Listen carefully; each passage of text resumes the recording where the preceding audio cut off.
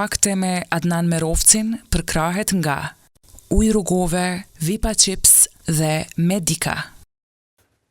I lindur në vitin 1965 në Shkup, shkollën fillore dhe të mesme e ka mbaruar në Prishtinë, për të vazhduar me fakultetin filozofik në Departamentin e Historisë pranë Universitetit të Prishtinës në vitin 1989. Në vitet 1993-1994 ka mbaruar për master në Departamentin e Historisë Universiteti Evropës Qendrore në Budapest të Hungarisë. Doktoraturën e ka vazhduar dhe përfunduar në Universitetin Kirill dhe Metodi në Fakultetin Filozofik në Shkup.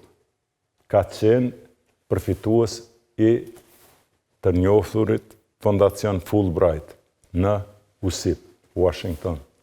Ai është historian, gazetar, publicist, politikan, diplomat e tjera. E cejake kjo e një njeriu që simbolizon dhe ilustron historinë tonë të re, që nga fillim vitet e dekadës para slirimit Kosovës e më tutje. Është ky doktor Ylber Hysa. Shikues të nderuar, mirë se erdhët në emisionin e Radhës Fakte. Në vitin 1989, doktor Ylber Hysa ushtroi detyrën e gazetarit në revistën Fjala, kur Kosova po kalonte periudha shumë të vështira, pastaj themelues dhe redaktor në të përjapshmen e më vonë në të përditshmën kohë ditore. Në vitin 1990 punonte si studiues në Institutin Albanologjik në Prishtinë. Më vonë ishte themelues dhe njëri nga udhëheqësit e Partisë Parlamentare të Kosovës, parti kjo që plotësonte dimensionin e pluralitetit në thojza partijak në ato vite në Kosovë. Pas lufte ishte aktivist i shoqërisë civile, negociator në procesin e Vjenës, deputet i partisë tani reformiste Ora në Kuvendin e Kosovës, koordinator për veriun e Kosovës, si dhe ambasador i Kosovës në Maqedoninë e Veriut dhe në Malin e Zi. Tani është punonjës shkencor në Institutin Albanologjik të Prishtinës. Përveç botimeve në revista të mëdha prestigjioze botërore, ka botuar edhe librat Shqiptarët dhe të tjerët, Madona e Zez në Kosovë dhe Shafrani në Kaçanik, të përkthyera edhe në disa gjuhë të huaja. Duke qenë biri i zotit Bedri Hysa, drejtor i Bibliotekës Kombëtare, më parë edhe ministri i Arsimit dhe Kulturës, intelektual, veteran i arsimit, me një krijimtari letrare veçmas në poezi, tani i ndjerë. Doktor Ylber Hysa ishte shumë afër librave duke patur mundësinë të lexoj nga revistat letrare të Shqipërisë, Nëntori fjala vjen, deri te shezat e Ernest Koliçit. Ylberi, miku im, asnjëherë nuk u rrëmbye nga interesi apo fama. Ai qëndroi stoik ndaj sfidave të kohës dhe sot është shembull i një intelektuali me virtyte të larta njerëzore. Doktor Ylber Hysën personalisht e njoh nga viti 1989 dhe e kam mik pa hile, siç thot populli. Në dekadën para çlirimit të Kosovës, ai shquhej me veprimtari të devotshme dhe njihej si një intelektual i ri, pa tarafe dhe me një kulturë të rrallë. Ai bashkëpunonte me dietarin Ibrahim Rugova dhe kishte një marrëdhënie të veçantë me të, duke i lidh intelektualiteti dhe patriotizmi racional i gjeneratave të ndryshme. Kur u çlirua Kosova, u takuam në Prishtinë.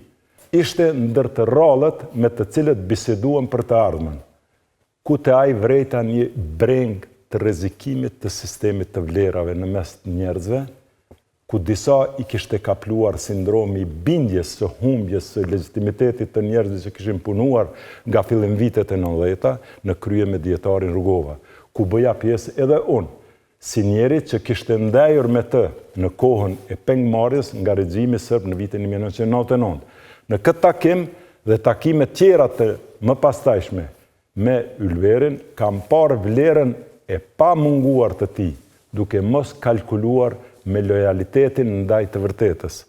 Edhe sot shpreh falënderimin tim ndaj Ylberit për korrektësinë e tij prej një miku të vërtetë. Ylberin sot e kemi këtu. Dhe me këtë rast e ftoj të na bashkangjitet në studion e KTV-s. Ylber, mirë se erdhe. Mirë se je. Si të kam. Hajde urna Faleminderit. e boj ma bëhet pak, po Ibrahim Rugova thoi ke në demokraci me gabu e vranë vetën, në monizëm me gabu të vrajnë tjirtë. 1989, rafsh që 35 vjetë një Ylber.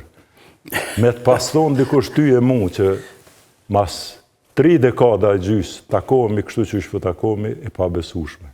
Besoj që ngjyra flokëve tonë tregon për fakticitetin e kohës që gjatë që e kemi me vete, me e kemi në ne, dhe kjo të ke funit nga bën ata që jemi, dhe ndoshta kjo dhe nuk është fatkeqësi, në fakt është fat, marrë parasysh sfidat në për cilët kemi kaluar si gjenerat, ata që e përjetojmë pleqërinë e liri, besoj që jemi në anën e privilegjuar të historisë.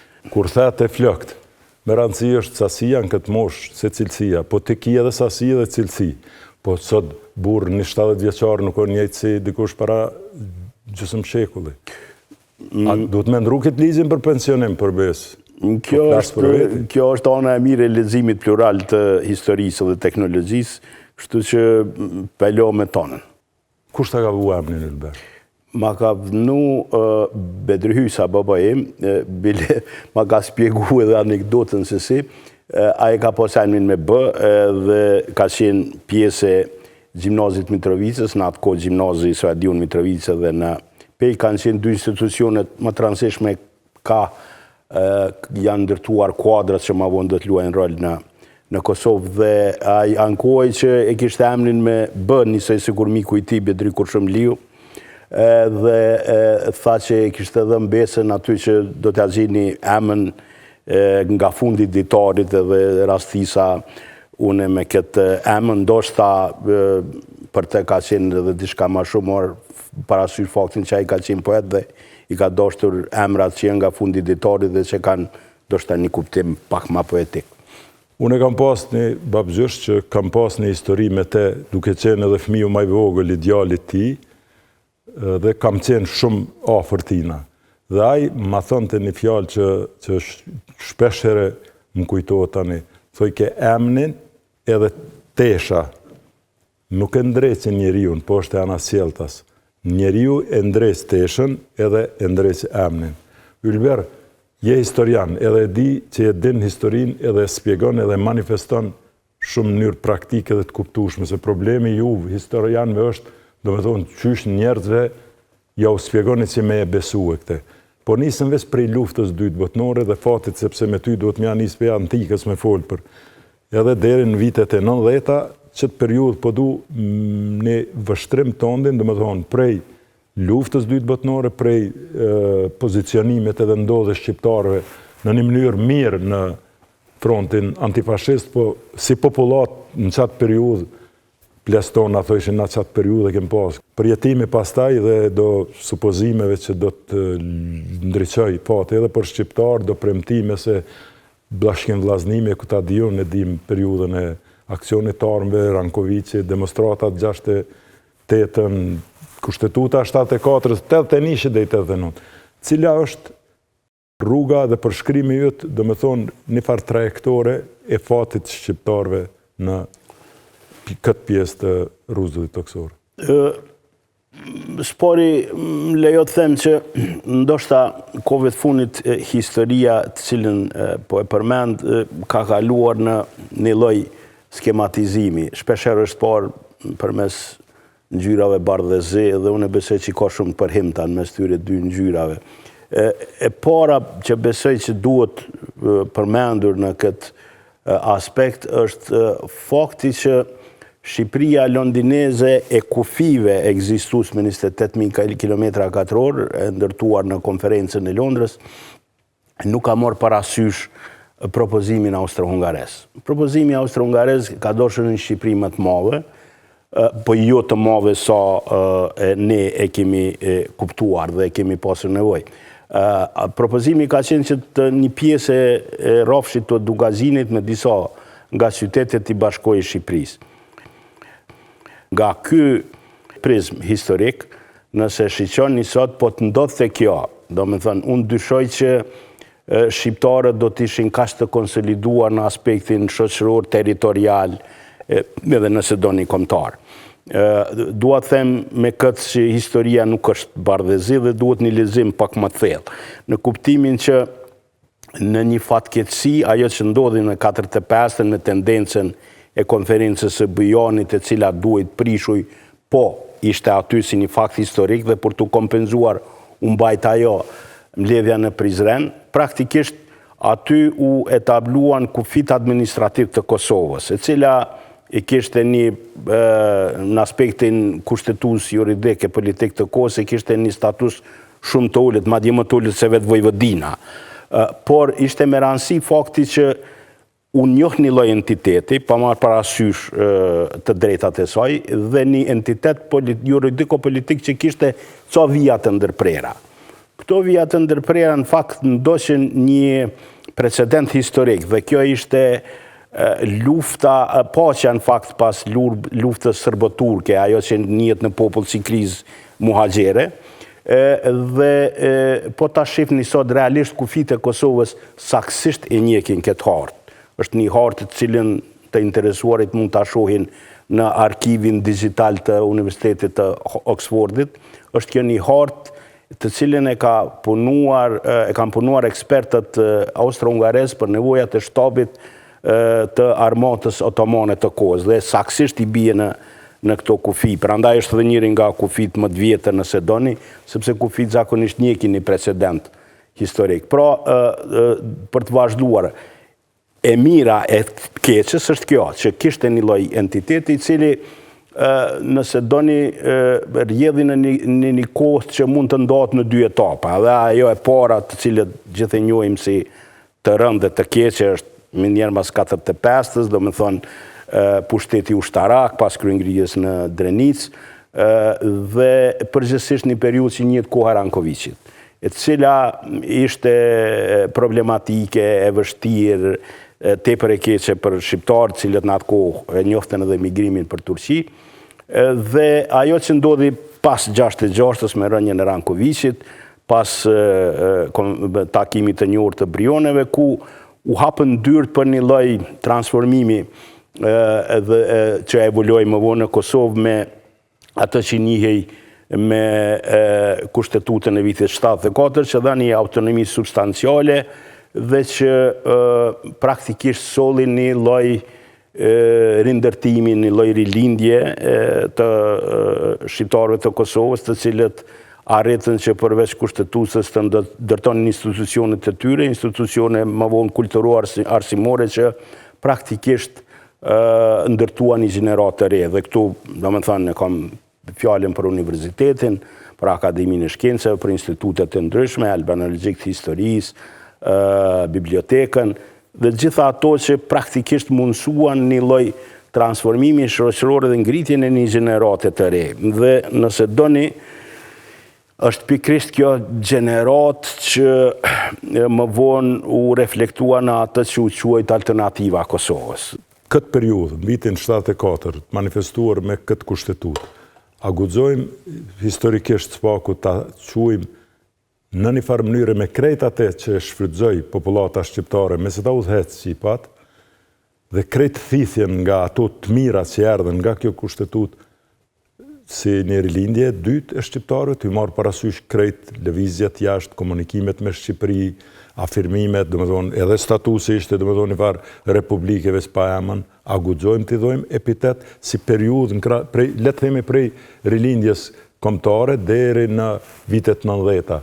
A mundemi kështu diçka me e quajt këtë periudhë? Ose me konsideru? Mundemi marë parasysh kontekstin kohor, bëjmë fjalë për luftën e ftoftë, për një vend komunist, për një botë të ndarë, të bloqeve, dhe këtu mund përkujtojmë edhe atë thënien e studiusit Kroat Branko Horvat, që thotë që Kosova në këtë kohë i ka kaluar shekut. Realisht, dhe me thënë, është etabluar një gjenerat e cila ka ngritur shtresën e vetë të mesme, ka krijuar intelektualet e saj dhe përgjithsisht Universiteti i Kosovës ka qenë njëri nga universitetet me mas shumë të student, do këtë 40.000 atë kohë, e gjithë kjo ka mundësuar një lloj transformimi, gjithë një duke pas parasysh kohën, pra kohën e luftës së ftohtë të perdeve të hekurta, në cilën do me thënë, nuk ka qenë gjithçka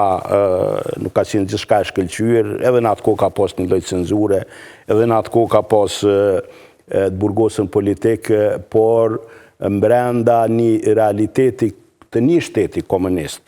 Besoj që kjo është periudha kur shqiptarët i maksimalizojnë mundësitë e veta për të ndërtuar një shoqëri e cila i ndërtoi si shoqëri, nëse doni, dhe politike, e cila erdhi në shprehje më vonë pikërisht në vitet më sfiduese të Kosovës.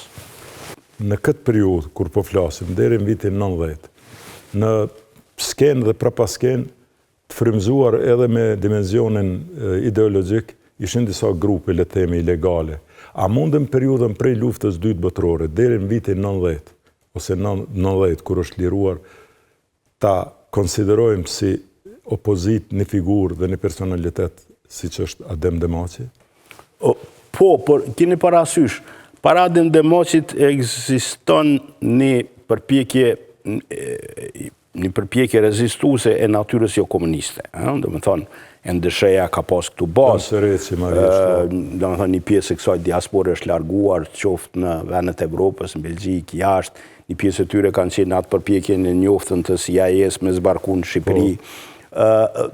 Por besoj kjo periudhë ka mbaruar dhe ka qenë determinuar të ndryshoj për faktin që shteti jam ka qenë në një ideologji tjetër, ka qenë në ideologji komuniste, prandaj edhe ilegaliteti tjetër i që ndërlidhet me Demacin dhe më vonë me grupe tjera, me Lëvizjen Popullore të Kosovës është mbështetur në Shqipërinë komuniste dhe si i tillë, domethënë, e ka menduar Kosovën ose të ardhmen e saj, se shlirimin e saj brenda kësaj kohë dhe brenda këtij kuptimi ideologjik. Një elitë udhëhece, do me thonë ku ka pas edhe njerëz, tani kur themi për këtë periudhë njerëz të ndershëm, mendohet njerëz të ngritur, njerëz patriota që në kuadër të atij sistemi ish Jugosllav me këtë autonomi kanë punu dhe kanë realizu, do me thonë këte nëse po guxojmë me pranu si rilindje të dytë, megjithatë ai shpirti luftarak i brenda, protestues brenda, a mund të atribuojmë këtyre organizimeve? Tani le të lojmë pak edhe anën e ideologjisë. A ka pas shqiptaria në ish Jugosllavi dobi, kur them shqiptaria mendoj Kosova, pjesa e banuar e ish Jugosllavisë me shqiptar që është mjaft homogjene. A ka, fjala vjen, a mundemi me konsideru si një farë bërthamet një shpirtit konservum protestues, le të themi, a ka të mira nga ky, le të themi, organizim?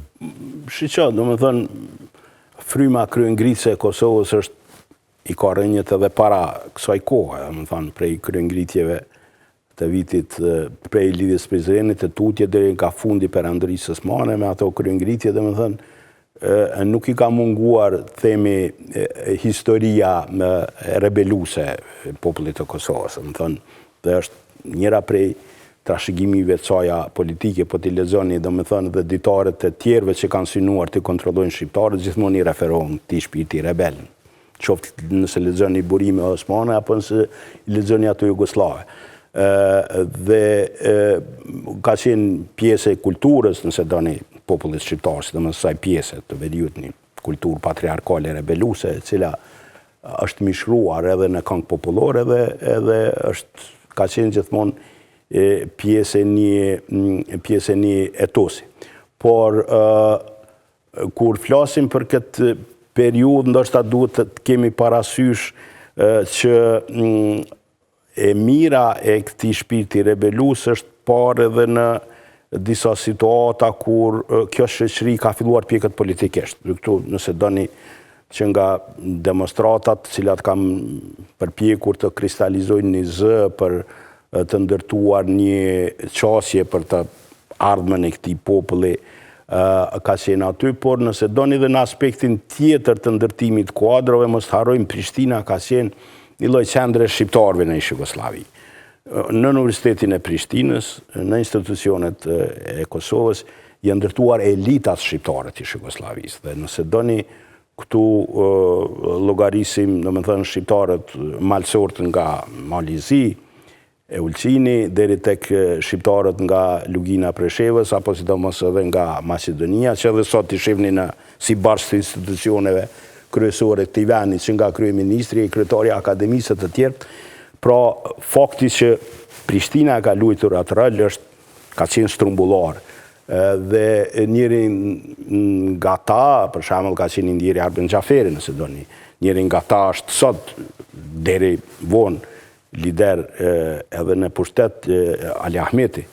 Dhe kjo është një pjesë e patjetërsueshme e rolit që ka pasur Prishtina, pra Kosova, si një vend ku është ndërtuar zëri intelektual dhe ku është etabluar edhe elita politike, por edhe elita kulturore, nëse doni. Përmendën jamën Ali Ahmeti dhe tash detyrimisht në ktheve ose më orientove pak në një pyetje. Duke nisur edhe nga pyetja paraprake dhe kjo përgjigje jotja, që eksponent e kohës dhe për momentin që po flas, domethënë ty rikujtuo, fjala vjen prej Fazli Grajçevcit, Recep Malës, Nuhi Bytyqit, Metosh Krasniqit. Ty përfshi këtu edhe Yusuf Gërvallën me Bardoshin e Kadrit Zekën, e Merhad e tjerë, gjithë me jetë që e kanë pagu. Kjo qendër që, siç po e qunë, kjo elitë e Kosovës, ose e ma simbolike me dhone e Prishtinës, ku patën ardhë njerëz edhe nga treva tjera, jo me studiu edhe, e patën lidhni një farë bërthame tani, okej, letjeta i shpirti revolucionar, edhe pak me një farë ngjyre ideologjike s'ka gale, po kogja shumë e manifestume me patriotizëm. Dhe këtu definitivisht a ndan mendimin që saj përket Macedonisë, roli Ali Ahmetit është një rol briljant, duke marrë parasysh që njeriu me, le të themi, biografi të aty në organizimeve LPK më thetë thash, në një proces të një lufte çlirimtare dhe në fund të kap standardet edhe ndërkombëtare koherente dhe duke u cilësuar një politikan mjaft i matur dhe shumë kooperativ për interesat tona. Kryesisht Maqedonia. Besoj dy liderët që kanë shënuar transformimin e shqiptarëve në Maqedoni që kanë përcjellur me dezintegrimin e Jugosllavisë.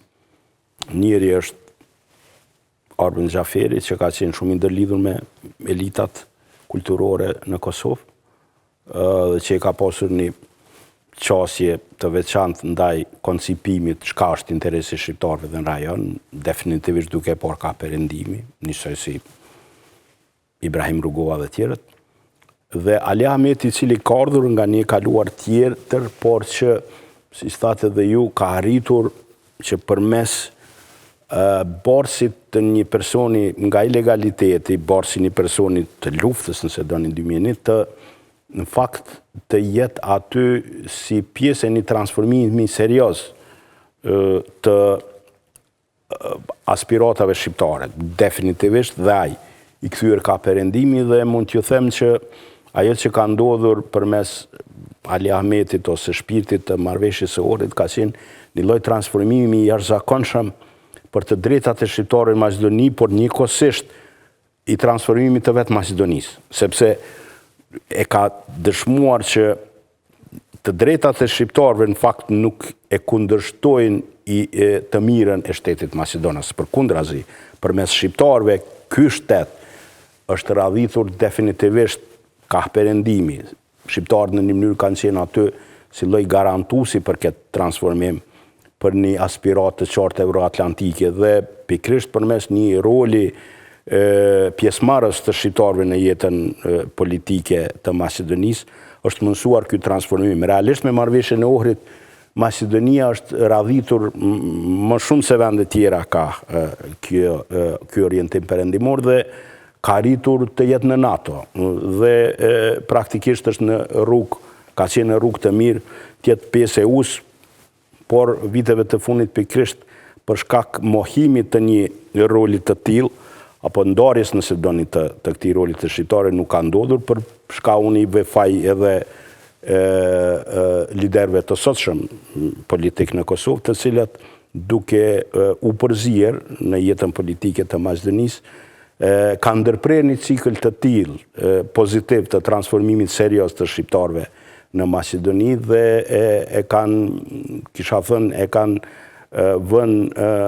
kanë vënë në lajthitje një të arritur serioze që kanë pasur shqiptarët. Pra definitivisht dytë nga këta janë pjesë e asaj që tha më herët e një roli që ka pasur Prishtina si qendër në këto vite. Po flasim për periudhën e përfundimit luftës ftoftë, rënimit murit Berlinit, erave të imponimit të pluralitetit si standard edhe në këto regjimet komuniste, po të breshta që ka qenë ish Jugoslavia, dhe si geostrategjia, si planifikimet e ndryshme evropiane dhe amerikane, popullin shqiptar në një vend shumë homogen, si që pas tonë Ministri jashtëm austriak Alojz Zmak, po të bashkoheshin krejt teritorit ku jetojnë shqiptarët në Ballkan, do të fitohej një shtet me mas pakti pakica kombëtare në botë. Dhe tani, këta shqiptarët këtu, si me thonën strategjit euro-amerikane, kanë dashur të kenë në një farë mënyrë në një kontroll për shtyrjet procesit përpara. Dhe a ndan mendimin me faktin se nëse në fillim është menduar që me njerën këto thymjet, ramja e monizmit Shqipëri dhe lindja e një lideri popullor, Sali Berisha, dhe një shteti që une nuk kam qef me qujt amë, se amë për neve o Kosova, e amë e Shqipërisë o Shqipëria, krejt jemi shqiptari, a mendon që bota ka mendu në fillim ndoshta që edhe këti liderin Shqipëri t'ja jep epitetin ose edhe dimenzionin prej një paternalisti për shqiptar që t'i ketë në nësqetull dhe në një farë mënyre për strategjit e tyre, jo ndam të shqiptarëve, por në plan të dëgjushmëris dhe me njëherë një kuptimi drejt ose një keq kuptim me këtë paternalizëm që jo shqiptarët qenë kanë në trevat e tyre, me njerëz të vetë dhe lider të vetë, dhe ata aty hecin gjanat sa e meritojnë dhe faktorizojnë qaq. Dhe këtu fjala është për Ibrahim Rugovën, fjala është për në Maqedoni me Nevzat Halilin, ma vonë me Ali Ahmetin, Arvër Gjaferin pa tjetër, pastaj në pjesën e Malit Zi me organizimet që kanë qenë në Maltëzi dhe në Sërbinë e Jugut, do me thonë në luginën e Preshevës ku ka qena e Partia për Veprim Demokratik. A mendon se këtë sensin ose dimenzionin e partneritetit prej këtyne trevave e ka imponu pak menquria e paraprir për Ibrahim Rugovës, sepse ai të edhin që nuk ka leju askush t'i përzijet, po edhe nuk o përzi. Në qka së përzi? Nuk o përzi në këto pjesë ka qenë e këshill koordinus ku ke qenë edhe ti.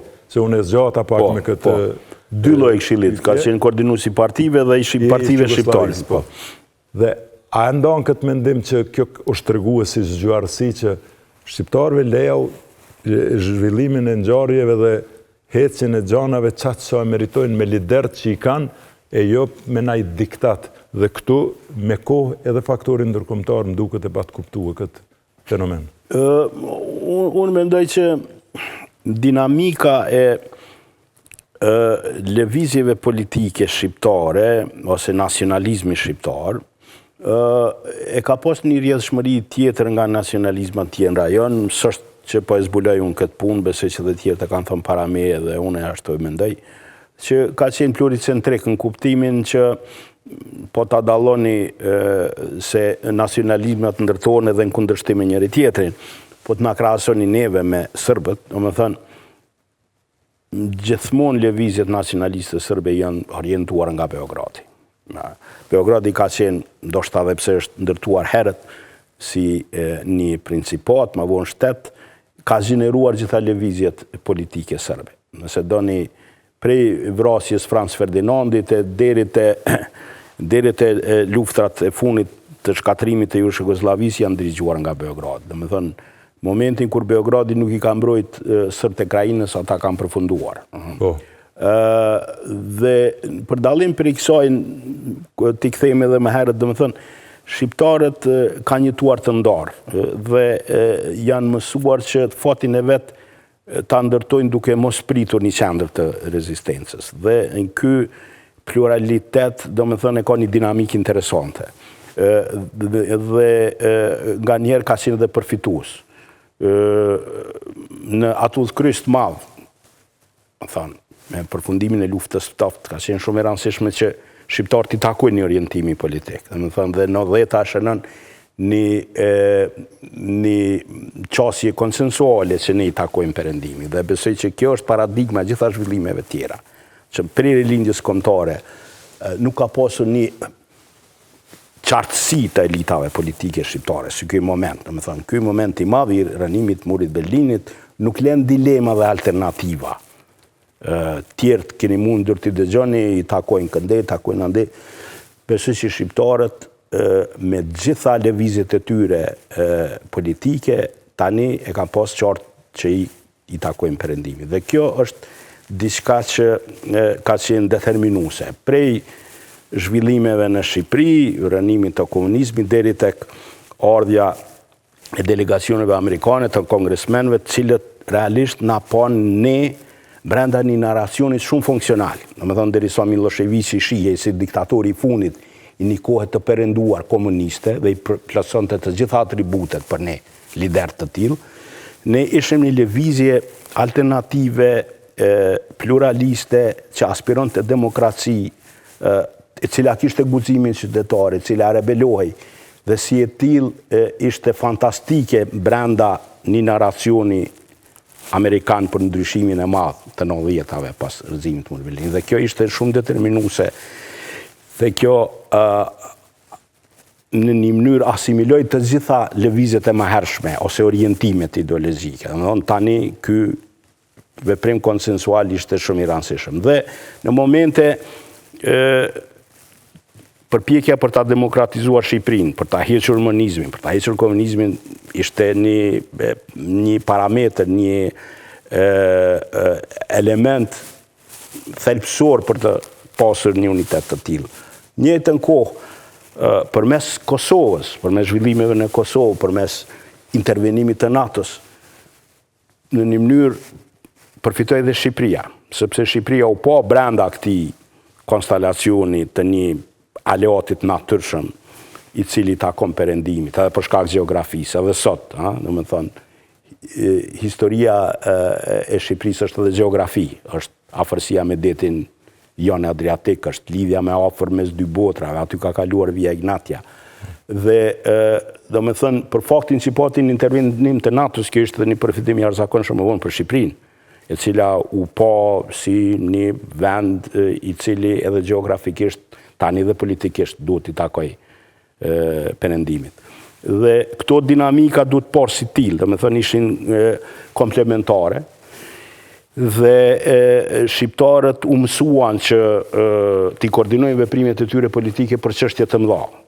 Dhe këtë besoj e kanë treguar në disa raste dhe momente shumë qendrore historike, dhe këtu e kanë parasysh sfidën gjatë konferencës së Rambujës, po ashtu në Vjenë.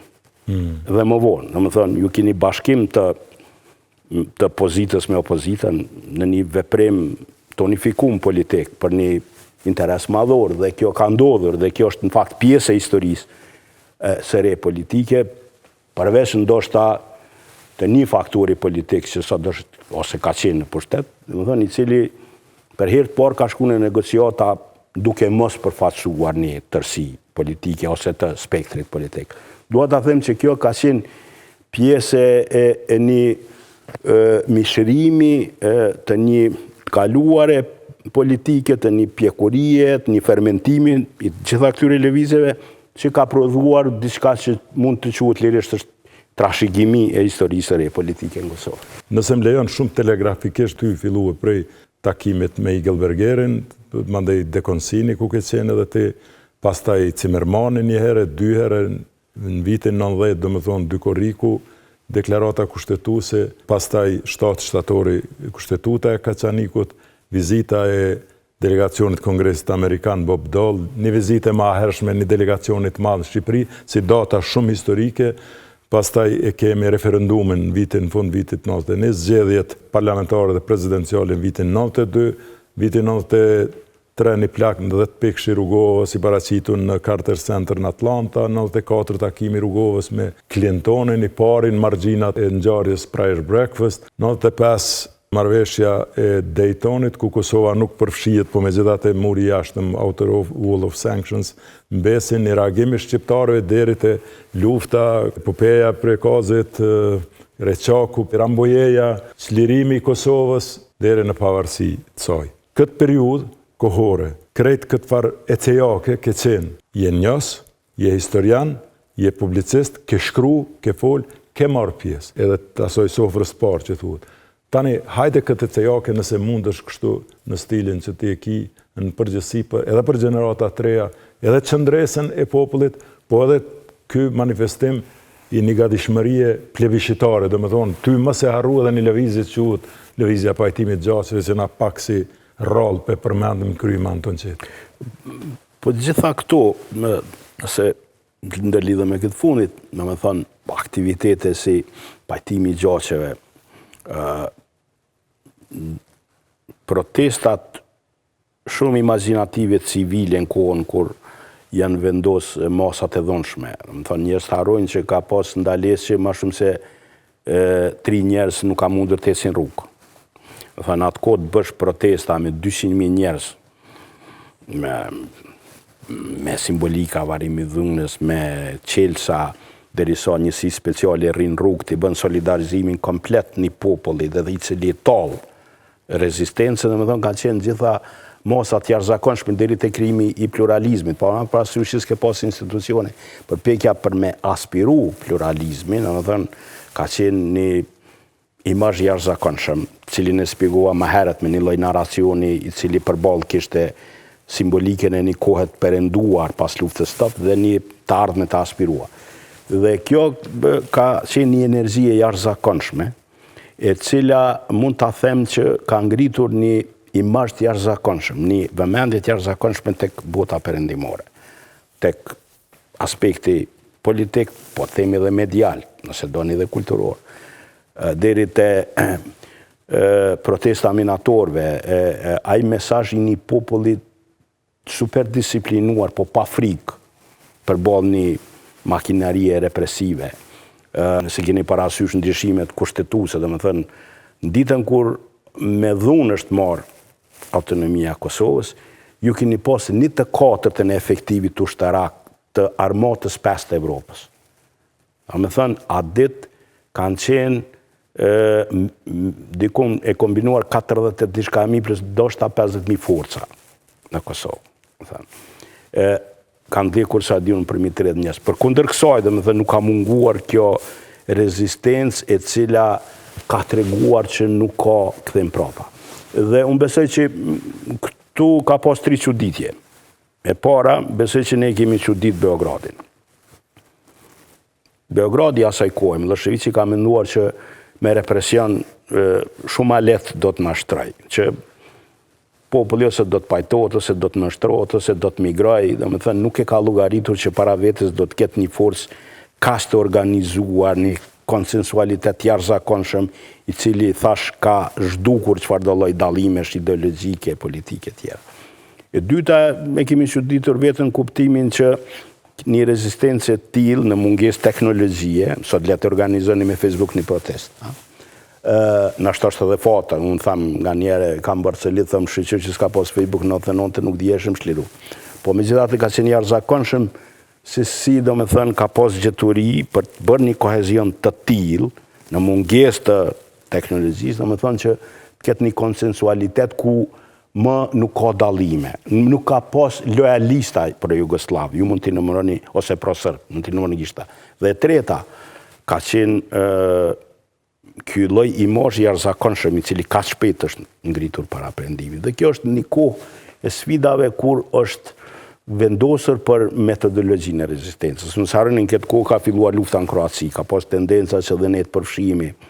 Ne nuk kemi qenë gati. Ka para se kretë kjo të ndodhë, para se të suprimohen këto institucione ka pas një tendencë për afrimit të elitës së fundit komuniste legale, ka pas tendenca të takimit në atë kohë Suze në Lloj ka qenë kryet institucione, që bëhet përpjekje të ruhet mrena kësaj kornize institucionale që të organizohet transformimi ka pluralizmi, që të ruhet policia. Serbia thjesht i është friguar ati momentumi për një transformim legal, për një transformim politik, s'ka dashur të ketë zgjedhje të lira në Kosovë, është e qartë.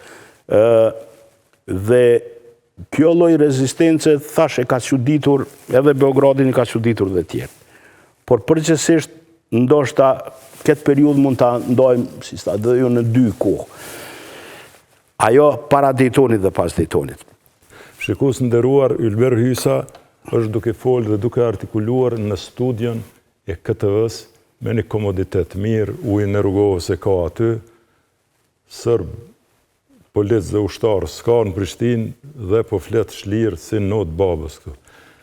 Leta ndëgjojmë, çka flet Ylber Hysa me 14 shkurt 1991 në një pritje të një delegacionit të parë të Parlamentit Evropian të paraprirë prej Grekut Paraskevas Avgerinos dhe të eurodeputetës gjermane doajene dhe nimike shqiptarëve Doris Pack në vazhdim. Unë e përfaqësoj Partinë Parlamentare të Kosovës.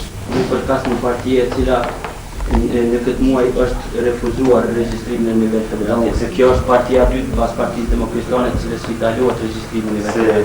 Në vend në përgjigje të këtij refuzimi, në vend argumentimit tyre thjesht përdoret një argument i politikës ditore. Besoj se kjo reflekton pozitën e nivelit jugoslav ndaj organizimit dhe veprimit politik shqiptar në Jugosllavi. Në refuzim për të marrë na shihet jo vetëm pikpamjet tona për rregullimin e Jugosllavisë, por na shihet për të marrë edhe opsionin për bashkëpunimin regional nivel Ballkanit. Dhe ky bllokim në aspektin e veprimit politik nuk ndodh pa qëllim në kohën kur bëhen biseda në nivel jugosllav për rregullimin e shtetit. Ne këtë e kuptojmë si praktikisht dhe si përjashtim të etnikumit shqiptar në marrëveshjen e re për Kosovën. Politikani i vjetër jugoslav këto ditë ka deklaruar. Shqiptarët mund të jenë shqiptar dhe jugoslav, por asnjë me fjalë tjera ne e pranojmë pozitën e qytetarëve lojal të Jugosllavisë me kusht që jemi barabartë me. I po nëse Jugoslavia vazhdon mos na pranoj, atëherë do të detyrohemi të mbesemi ata shka jemi. Unë do të thosha vetëm edhe një dy fjalë rreth dhunës të madhe që lështohet në Kosovë. Pozita jonë, siç e dini dhe siç është pranuar në Evropë, është thjesht një pozita pacifiste. Po dhuna dhe totalitarizmi shtetëror është aq i fortë, saqë abstenimi jo i dhunës barazohet tani me mazoizëm. Po ky mazoizëm thjesht mbështetet në besimin për Evropën, me këtë dëshirojmë të them se kërkojmë edhe arbitrazhin për Evropën. Mund t'ju them direkt se nëse Evropa na trahton, do trahtohet rruga paqes Kosovë. Ju falenderoj për rikurtim.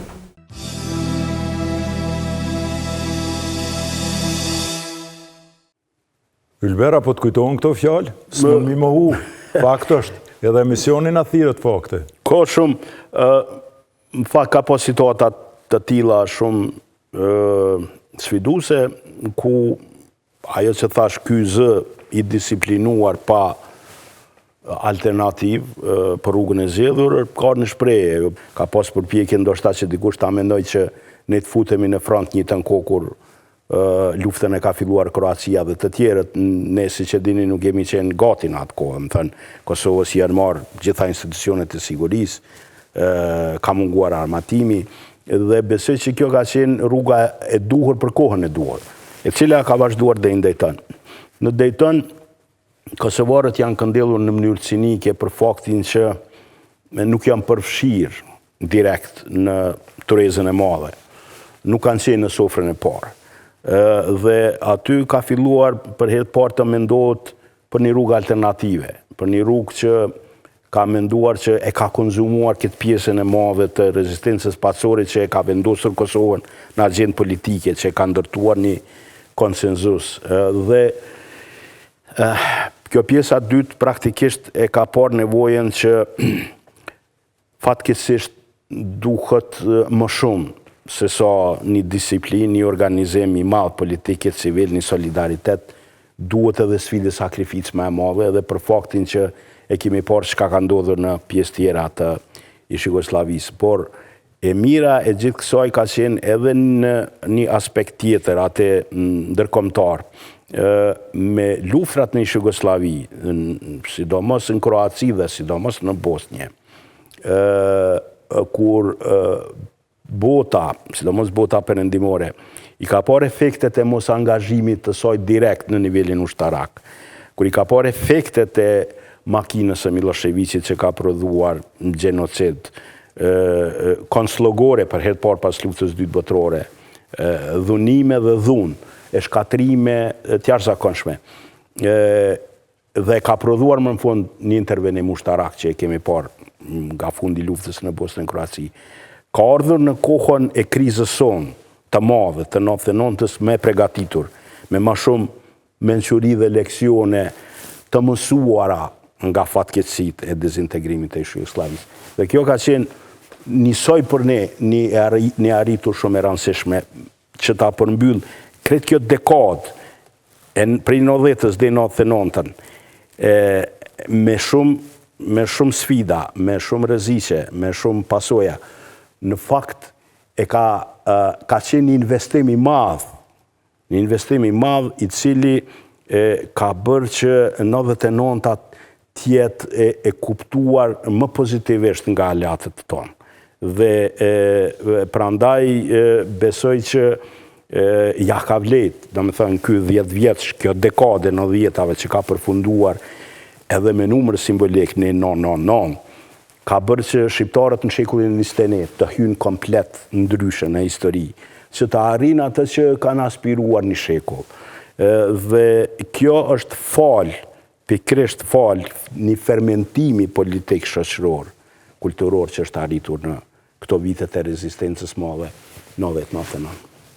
Le t'i themi tash kësaj pjesës, do me thonë, të orientimit paqësor, por aktiv, deri në kohën e luftës me 3 elemente. 1, thymja e mitit sërb mbi Kosovën, 2, një farë rujtje e qenjes njerëzore, megjithatë, dhe 3, orientimi properëndimor i pa diskutueshëm që edhe babgjyshi ta përmenda, ka vdek me fjalën flota e 6, si fëmijë se kuptojsha, a e kish pas për Amerikën, flota e 6, i ki flota e 6 me fund. Dhe, nëse pajtohemi që popullin përgjithësi, edhe politika në kry me Ibrahim Rugovën, në një farë mënyrë i kam plotësuar çto 3 dimensione, dhe e mira e krejt kësaj e manifestuar në konferencën e Daytonit si historian, ndoshta është që megjithatë su përfshi Kosova si teme tret ku ishin takue për do farë drejtash natyrore të shqiptarëve, do farë shkolla e qka të dushe, autonomi, po shtetë kur jë mu,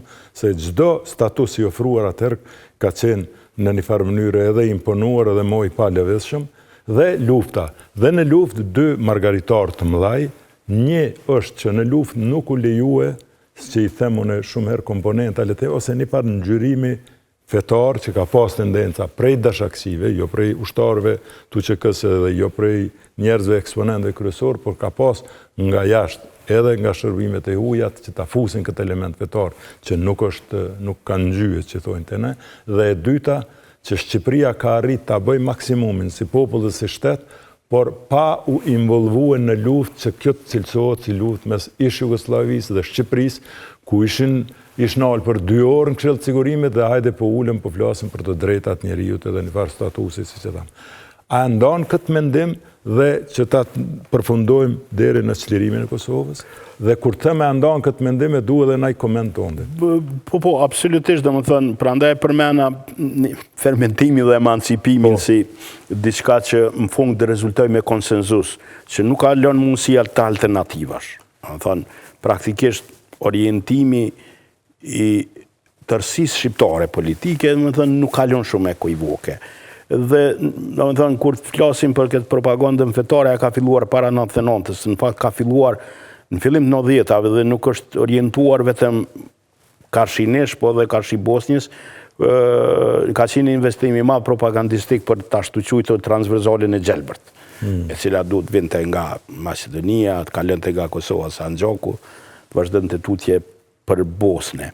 Dhe ky investim i cili është përcjellur me shumë propagandë bombastike ka dështuar në shumë dimensione, dhe shumë kush e ka parë që në fakt rezistenca jonë s'ka lidhje fare me çështjet fetare, sepse dhe si thamë, ne kashi sërbe kemi pas rrën tjera të nacionalizmit.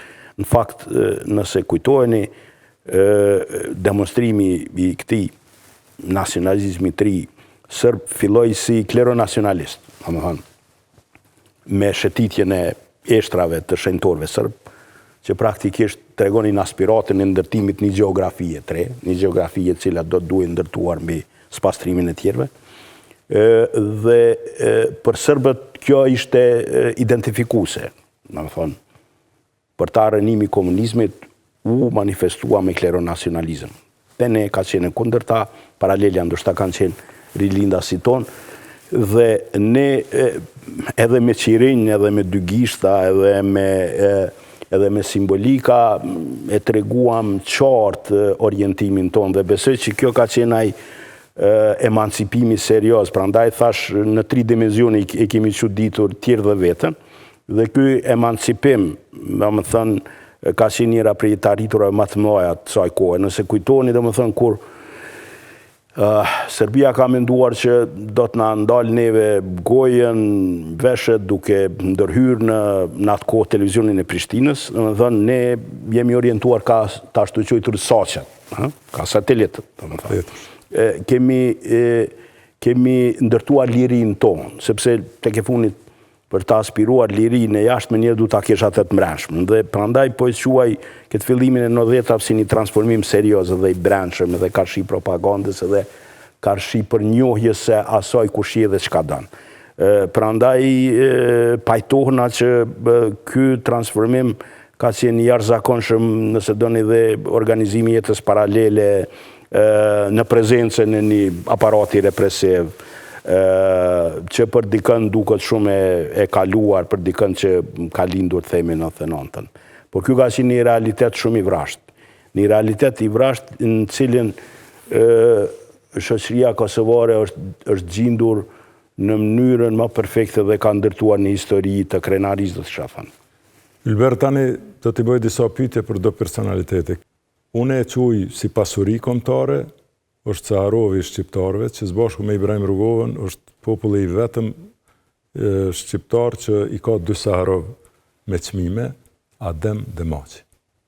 Beogradi deshi në atë kohë lironte Demaçin për të krijuar dhe një konfuzion politik në Kosovë, për të krijuar ndoshta dyshime për adresa të ndryshme politike. Dhe unë besoj që aty ka në shprehje madhështia Demaçit, i cili kur ka dalur nga burgu, nuk ka manifestuar asë një mënyrë aspirat dhe konkurencë politike. E besoj ajo ka qenë njëra prej mesazheve shumë të pjekura që ka bërë Adem Demaçi. Dhe në këtë mënyrë e ka ruajtur atë konsenzus shumë të rëndësishëm të arritur tek shqiptarët. Një njeri fizikisht pak i brisht, me do flok të partikulume, do syza, një palto gjatë kohës dimnit, një qanë zezë, me një shallë në qafë, Ibrahim Rugova? Ibrahim Rugova është një personalitet që ndoshta simbolizon këtë kohë. Kur folëm për ato përthyrjet e historisë më të re të Kosovës nga 45 tak ndej, Ibrahim Rugova nuk e ka njohur babën e vet. Nisoj si një drejtor tjetër institutit Sadri Fetiu. Është interesant, domethënë, ai është ndërtuar në një kohë të re, në të luftës së në kohë ndërtimit një elite të autonomisë.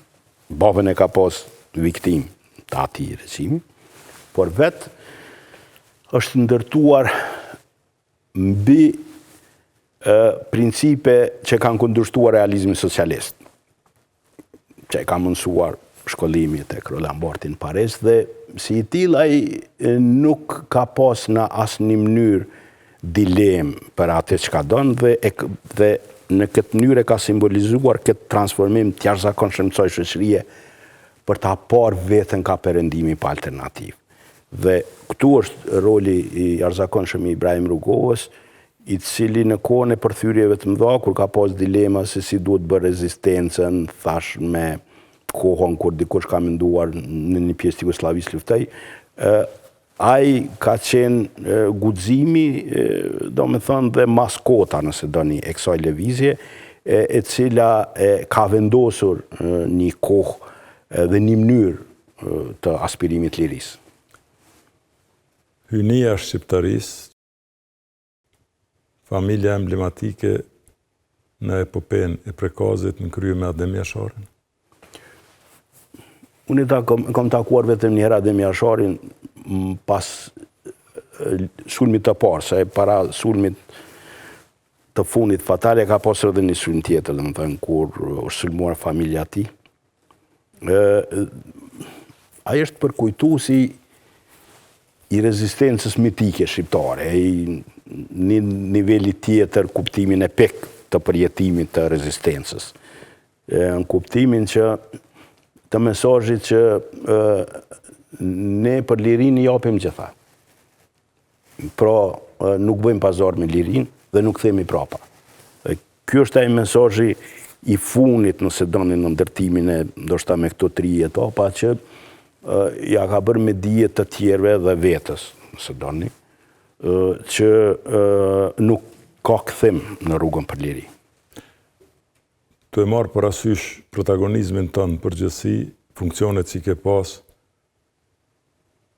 dhe krejt atë që ke bo, nëse mund të themi, i ri e po në jetë e ke kushtu Kosovës, sot Kosovën e sheh, që ishe ke mendu, paragjyku dhe luftu për te, apo ka edhe shumë për të dëshiru? Për dallim për babës tim poet, unë jam munduar të qasëm shqiptarisë me ma pak. Ta që përmend e babën duhet më të ndërhytën, a i më thot publiku pse pi ndërhyn. Baca Bedri, shikus ndëruar, ka qenë prindi i Ylberit. Edhe Ylberi nuk vetë të regon një detaj, po unë do të shfrytëzoj rastin të them, sepse edhe duke folë kështu u zgjeruam shumë. Baca Bedri Hysa ka qenë intelektual, ka qenë, do me thonë, veterani arsimit, ka qenë shkrimtar, u shqu me poezi dhe ka shkru poezi shumë, ka qenë në atë kohë, është ekvivalent me Ministrin e Kulturës dhe të Arsimit, drejtori i bibliotekës, por e ka bo dhe një vepër kolosale dhe kjo ka të bëj me shoqatën e shkrimtarëve të Kosovës, të ja atribue ndërtesën e Ish Kosova Filmit, ku sot është muzeu dhe ka qenë ma vonë shoqata e shkrimtarëve dhe zyra që njihet e Ibrahim Rrugovës, faktikisht Bedri Hysa, prindi i Ylberit, ja ka atribu shoqatës shkrimtare pikrisht për t'i kryue një farë subjektiviteti, një farë lirie, një farë teritori, një farë habitatit Ibrahim Rrugovës për punën dhe angazhimin e tij, dhe me këtë rast nderim shpirtit dhe dritë të Bedri Hysës që e kam pas edhe unë mik personal, një njeri me rrezatim njerëzor dhe shtetruar dhe pushoft në parajs. Më fal Ylber, unë smujta pa e përmend. Jo, faleminderit, unë vetëm desha ta bëj dallimin e kësaj gjenerate, domethënë, e cila domethënë është pjesë e iluminizmit të Kosovës, e cila domethënë ka bërë çmos për ta sjellur një shoqëri ta bëj kompatibile me kohën edhe hapësirën të jetë e civilizuar edhe të jetë arsimuar. Unë besoj me gjeneratën time kemi qenë ma pak poetike, kemi parë nevojën për të rezistuar brenda konturave treja që po vinë, dhe këtu nuk po e përfshi vetëm vetëm, po një gjenerat ku është Blerim Shale, Halil Matoshi, Astrid Saliu, Mufaj Limani, Veton Sëroj, nëse do një tutje të gjithë tjera, që këtë gjermalisje tjera, të cilët e kam parë nevojën për të ndërtuar një vizion i cili shlirimin e sheh edhe në demokratizim. Për neve, liria ka qenë lirie jashtme dhe brendshme, dhe më thonë nevoj që këtë liri të aspirosh për mes vlerave të perëndimit. Dhe besoj që këtu është ndoshta ura e këtyre dy gjeneratave e cila ka tentuar që ta bëj këtë ndryshim. Unë e shoh këtë historinë më të re politike me 3 origjina. Domethënë, kjo origjina legale nëse doni, ajo që ka qenë elita e kohës komuniste, që më vonë është transformuar në lidhje demokratike, ajo ilegale, që më vonë ka prodhuar ndoshta luftën, dhe kjo e treta e gjeneratës time, që mund t'i thuash kushtimisht liberale, pro-perëndimore, e cila ka dashur që përmes lirisë të ndërtoj pavarësi dhe demokraci, si diçka që është e nënkuptueshme për njëra tjetrën. Dhe a kam pritur më shumë, do shta kam aspiruar më shumë, por nuk jam i pakënaqur. Nuk jam prej atyre i cili mohoj ose them e kaluara Kosovës është 500 vjet Turqi, 100 vjet Serbi dhe 25 vjet korrupsion. Unë jam kritik për shumë gjëra që jam për të kritikuar, por nuk bëj pjesë në zërin mohues të kaluarës, dhe besoj që ka për shumë që ka për të krenuar. Gjithsesi ky lexim vije nga kjo përvojë, nga kuptimi që nuk i takoj një gjenerate cila mendon që këtu gjithnjë ka pas liri dhe autostrada. Ylber, njeriu në 2 zgjedhjet e fundit ka fitu më tepër me vota. Albin Kurti. Po, Albin Kurti ka fituar herën e parë atë që s'ka mundur as Ibrahim Rugova, as të tjerët. Herën e dytë njësoj një numër shumë të madh votave, 40%. Kjo është zëri i popullit. Kjo është zëri i këtij popullit, i kësaj gjenerate. Unë e mendoj popullin si diçka më abstrakte, diçka që edhe se ekziston më ka vdek ose do të lind, dhe brenda e kësaj ka legitimitet të plot. Por për krejt këtë që falem, dhe më thënë, nëse ka pas një veprim konsensual të një elite politike, Albin Kurti nuk ka qenë pjesë e saj. Albin Kurti ka qenë pjesë e një zëri tjetër, e cila nuk e ka menduar që Kosova duhet bëhet me këtë flamur, me këtë himn, që duhet të rezistojnë Ramboje, duhet të rezistojnë Vjenë, që ka menduar që në Vjenë dhe me Ahtisarin do të marrim autonomi, bën pjesë në një shkollë tjetër politike, dhe i mbetet të tjerëve të gjykojnë për të, kjo është gjykimi për të. Donald Trump. Donald Trump gjithsesi është një sfidues i madh i gjeopolitikës, është një politikan atipik transaksional, i cili dashtëm apo s'dashtëm është duke treguar që ka ardhur një kohë e re, një histori e re, e cila nuk është edhe nuk është pjesë e elitës, e cila me ne ka bashkë vepruar për të arritur këtu ku jemi. Është gjithsesi sfidues, është sfidues për tërë botën, për mënyrën se si ai e kupton politikën, për mënyrën se si ai kupton principet e funksionimit raporteve ndërkombëtare, dhe besoj që të gjithë tashmë janë duke përcjellur me kujdes për mënyrën se si ai është duke vepruar, dhe ne si popull i vogël i cili rrallë herë kem pas fat në histori dhe jemi rreshtuar mirë një herë te semafori historik në vitin 99, duhet të mendojmë seriozisht se si do sillemi pranë një semafori të ri në histori. Ylber, pyetja ime e fundit. Rita Ora, Dua Lipa, Bebe Rexha, Era Istrefi, a Dervish Shoqja? Edhe njëri dhe tjetri, domethënë, Dervish Shoqja është ndoshta sublimimi një kohe, kur çiftelia është rezistencë, ndërsa këto vajzat tona që kanë bërë punën më mirë se sa ne do ambasador, janë tek e fundit reflektimi i lirisë, janë prodhim i lirisë. Edhe në Jugosllavi kemi pas dikën si Zana, kemi pas edhe ca artista, por këto vajza janë pikërisht argumenti më i mirë pse Kosovës i është dashur liria. Është argument edhe për të tjerët në ish shtetin e Jugosllavisë, është argument edhe për neve vetë dhe për perëndimin që praktikisht kjo është një energji akumulume që ka shpërthyer me lirin. Prandaj liria ka pas kuptim. Ylber, pas shnet, e familjen mirë, e miqësinë mirë, Unë në emën të shikuesit falenderoj për këtë bashkëbisedim, por edhe të falenderoj për krejt ato që ke bo për Kosovën. Zoti trujt. Faleminderit ty. Shikues nderuar, erdhëm edhe në fund të këtij emisioni. Rikujtoj se emisionet fakte i keni çdo të shtunë në ora 21 dhe reprizat të nesërmen, po ashtu në platformën YouTube Fakte me Adnan Merovcin.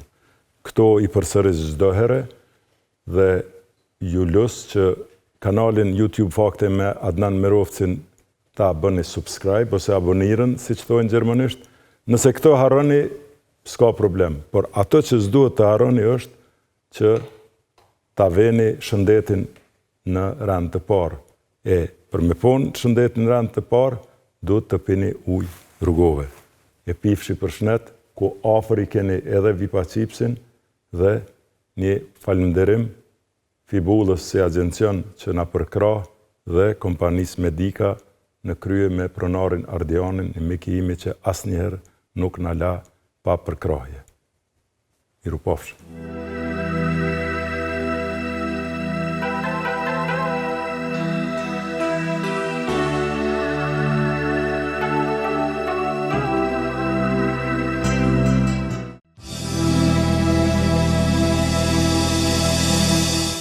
Fakte me Adnan Merovcin përkrahet nga Ujë Rrugove, Vipa Chips dhe Medika.